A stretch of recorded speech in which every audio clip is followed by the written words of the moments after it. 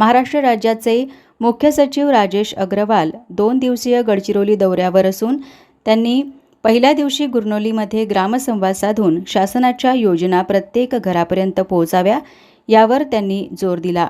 मुख्य सचिवांनी सांगितले की प्रशासनाने रेग्युलेटरी दृष्टिकोन सोडून विकासाभिमुख पद्धती स्वीकारावी। विशेष सर्वेक्षण आणि सेवा समृद्धी मोहिमेत गुरनोली गावात शेतकरी, महिला, विद्यार्थी आणि सामान्य नागरिकांच्या समस्या ऐकून त्या त्वरित निवारणासाठी शिबिरे आणि उपाययोजना करण्याचे निर्देश दिले। ग्रामस्थांनी सिंचन, धान खरेदी, थकीत वीज पुरवठा, शिक्षण आणि आरोग्यविषयक मागण्या मांडल्या।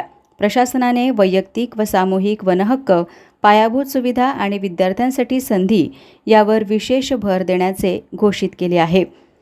मुख्य सचिवांनी नयनपूर स्मार्ट सिटी प्रकल्प आणि देऊळगाव धान केंद्राचीही पाहणी केली। यावेळी गडचिरोली जिल्ह्याच्या अधिकाऱ्यांसह स्थानिक नागरिक उपस्थित होते।